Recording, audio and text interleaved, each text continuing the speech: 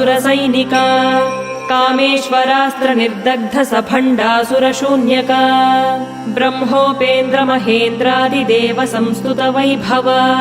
हर नेत्राग्निसन्दग्ध काम सञ्जीवनौषधिः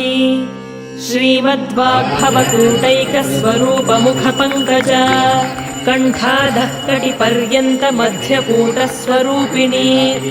शक्तिकूटैकतापन्न कट्यथो भागधारिणी मूलमन्त्रात्मिका मूलकूटत्रय कलेवरा कुलामृतैक रसिका कुलसङ्केतपालिनी कुलाङ्गना कुलान्तस्था कौलिनी कुलयोगिनी अकुला समयान्तस्था समयाचार तत्परा मूलाधारैक निलया ब्रह्मग्रन्थि विभेदिनी मणिपूरान्तरुदिता विष्णुग्रन्थि विभेदिनी आज्ञाचक्रान्तराल